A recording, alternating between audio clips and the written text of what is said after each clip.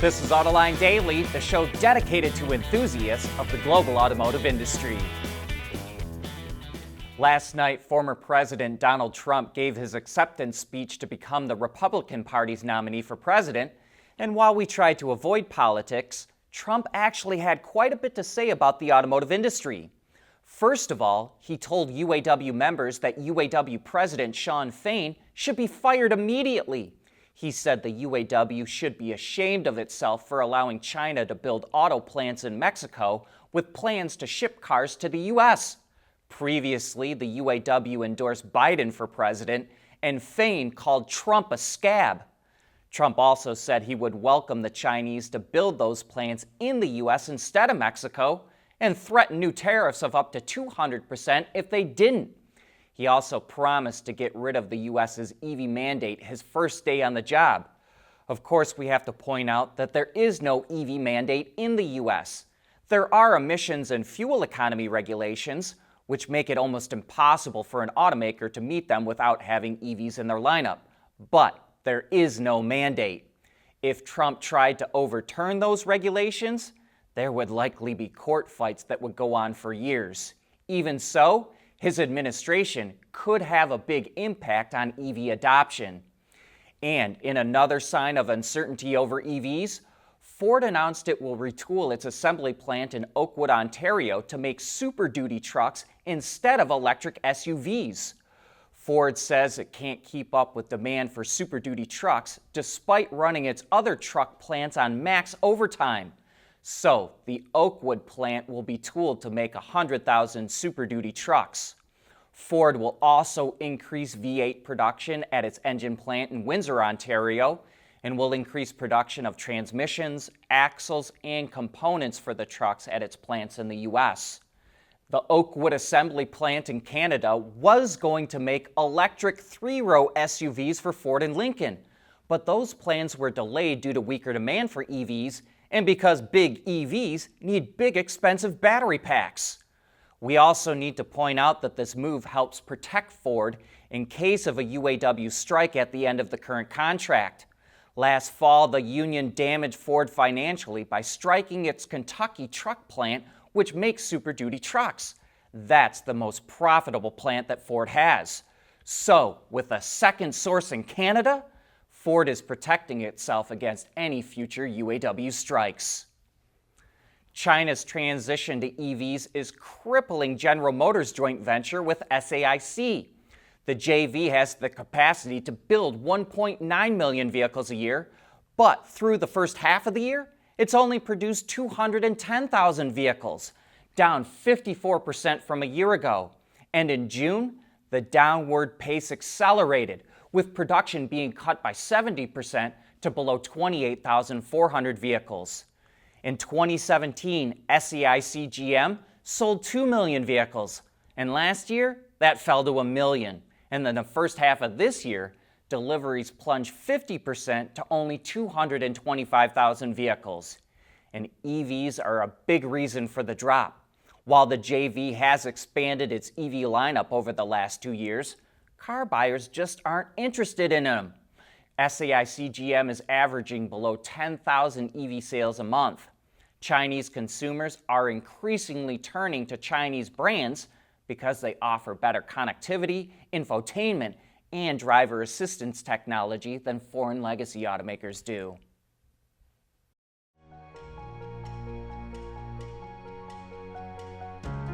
Michigan is leading the charge in mobility and innovation, and I can't think of a better state to be in.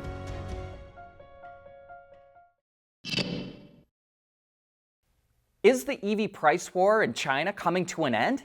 Not likely, but BYD is coming out with a slightly updated version of the Seagull that has a slightly higher starting price.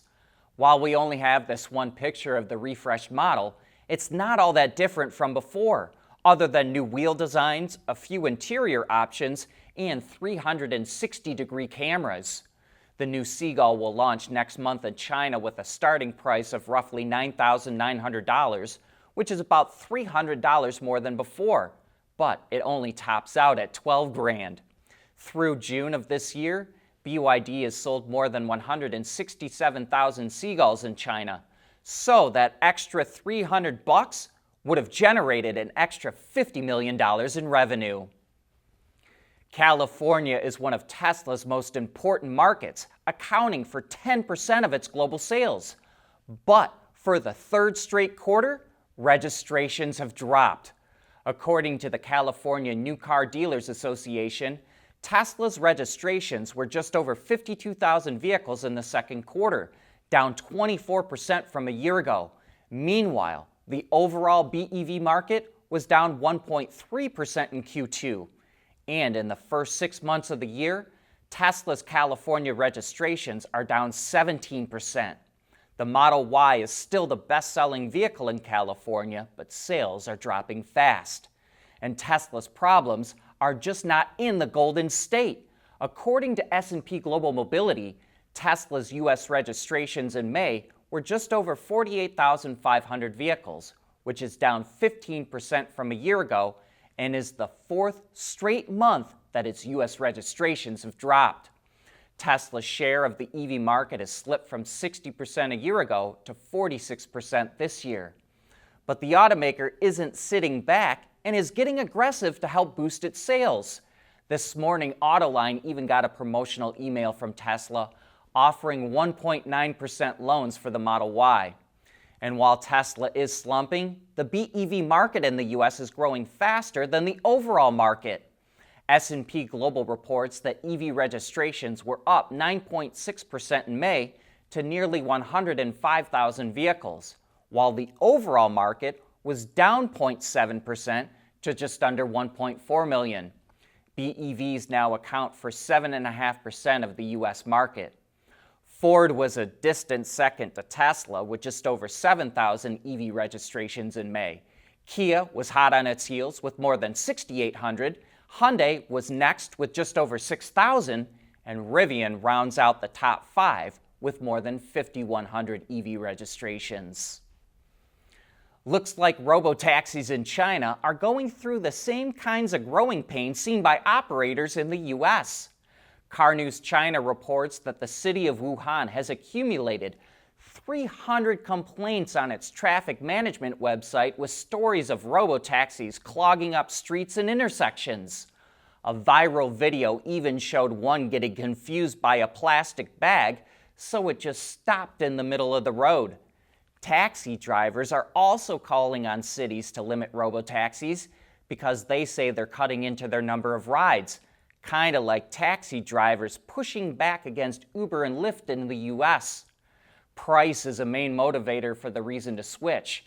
Without the need for a driver, robotaxi operators are charging half the price of a regular taxi in some cases.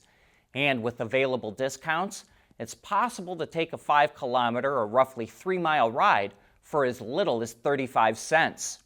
Reports say at its peak, robotaxi operator Apollo Go is averaging 20 rides a day per vehicle, which is slightly more than taxis with human drivers. Automakers are turning to simulation to develop new vehicles much faster and cheaper by iterating and testing designs in the virtual world. And VI-Grade, a German company that makes driving simulators, just came out with what it calls a virtual proving ground.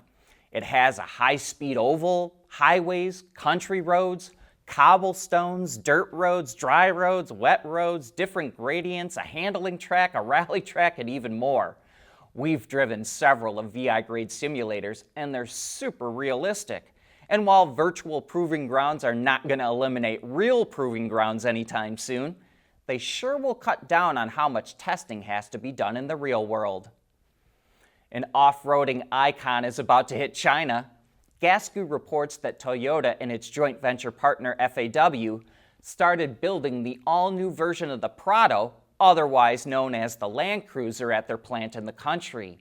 It's the same as the one that debuted in other parts of the world about a year ago.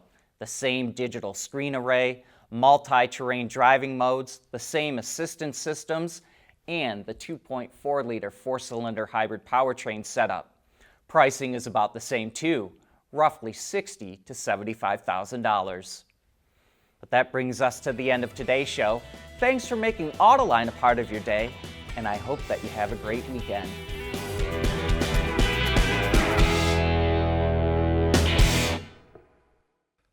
Autoline Daily is brought to you by Bridgestone, solutions for your journey. Intrepid Control Systems, over-the-air engineering boost your game. MEDC, where Michigan businesses are powering the future of mobility. And by Teijin Automotive Technologies, the formula for better mobility. There's nothing wrong with heavy metal. Hey, lighten up. But with world-class composite material, Teijin Automotive Technologies makes vehicles lighter, safer, and more eco-friendly. Intrepid's NeoVi Pi, allowing automotive engineers to interface, capture, and monitor vehicle data using Raspberry Pi. As a matter of fact, it's the automotive industry's first robust platform for Raspberry Pi, featuring Intrepid CAN-FD technology and Raspberry Pi compute module. The NeoVi Pi is designed for automotive environments, allowing use with relative power ranges and applications.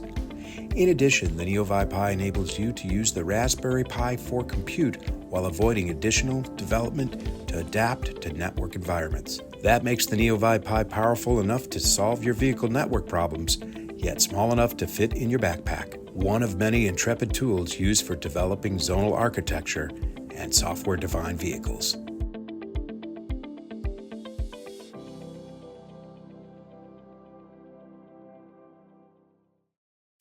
Keeping your heart racing in and out of the gym. That's what really matters. Bridgestone Potenza Sport AS tires with a 50,000-mile limited warranty. Wards is the industry leader for news, data, and analysis. That's why companies across the globe subscribe to our premium service, maybe even your own. Log in for subscriber access now. Check your company's intranet for details and rely on wardsauto.com to keep you informed.